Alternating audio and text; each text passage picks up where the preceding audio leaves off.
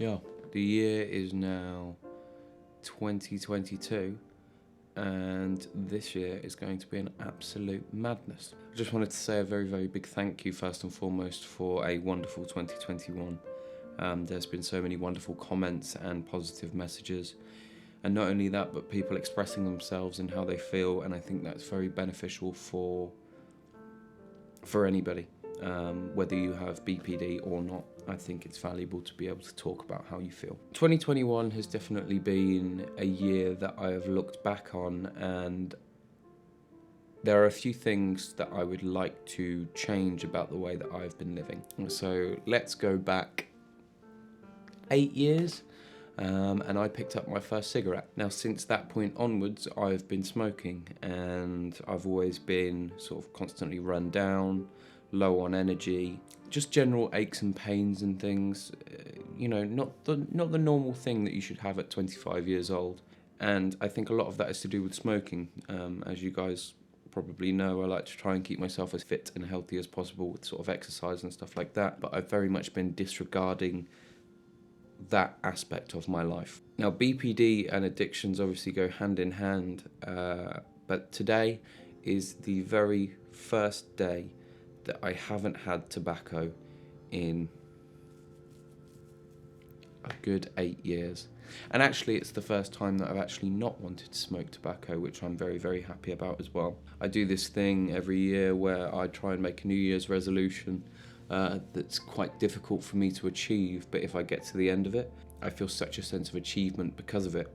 So this year, I have aimed to stop smoking for 30 days. And if I can do it for 30 days, I can do it for 60 days. And if I can do it for 60 days, I can do it for half a year. If I can do it for half a year, I'm going to go the full year. Because not only has smoking affected my lungs and my fitness and just general aches and pains, but it's dramatically affected my bank account.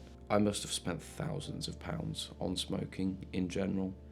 Buying the tobacco, the papers, the filters, the lighters, whatever it may be. I've spent so much money on it, and if I was to have that money now in my account, it would make such a huge difference. So this is going to be my first task of 2022. That, like I said, today is my first day of not smoking, and actually I'm feeling quite positive about it. There has been moments where I have desperately wanted a cigarette, but thankfully these little things came out recently. Let me see, there you go. Obviously, I'm not promoting this by any means. This was literally just a way for me to get off of smoking. So now I have these little vape pens. They're like £5 from like corner shops and things. So I'm going to be using these until I can start weaning myself off of this and then get rid of nicotine completely. And that is my goal, because my mind over the last 8 years has always been altered by something, whether that be caffeine, nicotine, drinking, smoking weed, whatever it may be.